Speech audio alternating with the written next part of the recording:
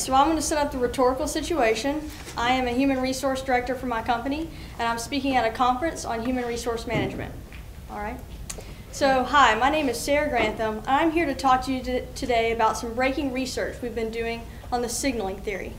Now, as many of you know, there are many increasing types of communication. We have social media through Facebook, through Twitter, through LinkedIn. We're sending signals every day.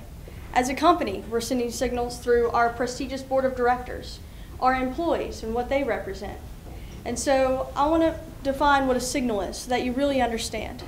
So say I have an applicant come across my desk and I see they have an MBA.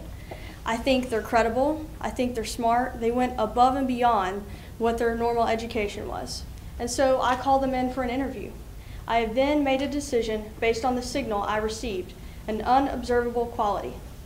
So I want to also put this in a timeline, put this theory in perspective. So first you have a signaler, which is a person, product, or firm who sends a signal, such as an MBA, to a receiver, which is an individual or group of individuals who makes feedback. So that's a decision based on the signal. So there are three key concepts that I want to talk about today. Three concepts I want you to take away from this theory. The first is information asymmetry, when different people know different things. The second is management research that we have done thus far. And the third are areas of future and potential research that I think are very valuable for this theory and to really apply it in human resource management. So first of all, information asymmetry.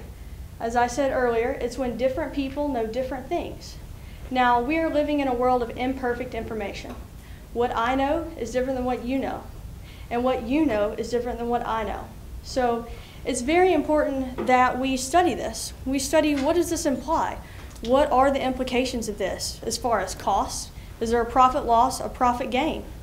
So if you're an insider to the firm, you're going to know different things from the outsiders. And there's two key things about information asymmetry that I want you to know. First of all, information about quality. Now, it's important that our signals have quality, that we are actually catering to the receiver and what we want them to know, that this information is making sense. Because if it's based on poor quality, then it's not going to get the message across of what we want. It's not going to be effective. Also, information about intent is very important, because if we have poor intent, if we're saying things that come across as deceptive, then people are not going to pay attention to what we're saying. Our signals will be meaningless. It will ruin our credibility, and it will be harder for us to be successful in the future. So the second point I want to talk about is management research that we've done on this theory. So as managers, we've looked into this. It's been applied in anthropology, biology, even marketing and brand awareness. But we want to look at it in a management perspective. What does this mean to us? So, looking at signals, they can be weak, they can be strong, they can be ineffective, or they can be effective. But just think, what we have found out is, what if we can send one signal that would recruit that individual we want? Or just multiple signals that are aggregated in such a way that it helps our firm, maybe our employee morale, or maybe it recruits those people that take us to the next level, that get us that edge over the competition that we've been missing. So it's really important that we understand this, and I believe we've only scratched the surface. There's so much more about it, and there's so much more that I want y'all to take away from today. I want y'all to really focus on this and listen to what I'm saying about management research, because I think all of you in this room can contribute something. So the receiver, an individual or a group of individuals. It's very important we understand the characteristics of the receivers. If we understand the characteristics, then we can further predict what types of signals we need to send to them. So maybe we just can't quite recruit the quality we've been looking for, but by understanding the signal that they wanted, we can now recruit them. Because let's be honest, potential candidates look at things differently. Some are looking for price. Some are looking for awards. Well, they're the most ethical company, so I want to go to them. Or their board of directors and their leaders in the company are the ones that can take me where I want to go. So it's important that we understand what they want so that we can send signals that are going to be beneficial to those people. And this brings me to feedback. We have to understand feedback because we have to make decisions based on this. If we don't have feedback, we don't know where we stand.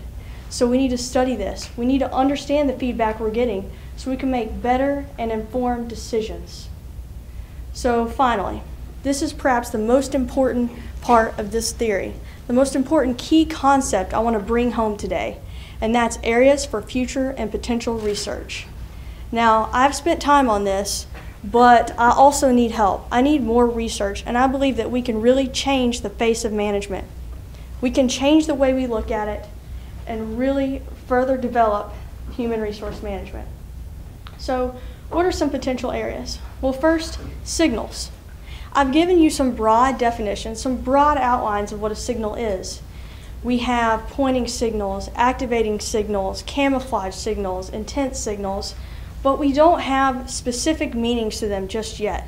We have general ideas, of course, but we need to be able to interpret those. What do they actually mean? What's their effect? Is it positive? Is it negative? Well, if I sent out the intent signal, then how much did I really gain from that? I mean, because we all know as human resource managers, oh, you know, we have the feel-good stuff down pat, but I want to see numbers. What's it doing to my bottom line? This is how we can really aggregate this with departments. We can work together as a company to be more successful, and not just management, but everywhere. So then, this brings me to receivers. We need to be able to better understand receivers, what they're looking for, how they aggregate signals. So if we send multiple signals, what's their signal reception? How are they receiving that? Are multiple signals actually effective? Or maybe one signal was all they needed, the others were worthless. You don't need to waste your money on that because that's what really spoke to them. That's what they were looking for. So by doing this, we can also look at the historical part. We can look at historical signals and how the receivers received them. We can look and see, was that effective? Was it not? Because we all know that history can predict the future. And that's what we want to do with this theory. That's where we want to take it. So I want to leave you today with these three key concepts that I've explained. First of all, information asymmetry, when different people know different things. Second of all, management research that's been done to take this theory and really look at it, see the inner workings of it, what it means, and what can be implied. And third of all, future research, how we can take this to the next level and use it. Use it to predict better success in our business and our everyday jobs. So as I leave you here today, I want you to know that there's some things I believe, some implications of this theory that we can take away. First of all, we can define the signals. We can define them as positive or negative, have very specific meanings to each of them. Second of all, we can ascribe costs to these signals that we're sending. We can know the profit gains, we can know the profit loss, and really be able to better explain this to every single person in the company. And third of all, we're lacking that systematic model, but I believe through this theory we can find a model that will further explain the inner workings of it. It will explain how it works, what it means, and really how far we can take it, because I believe we're not limited. We're not limited in this theory, and there's much more research that we can do to find out. So as I leave you here today, I want to invite you all to join me in the research on the signaling theory and partake in something that I believe can really impact management in a way we've never thought about before. Thank you.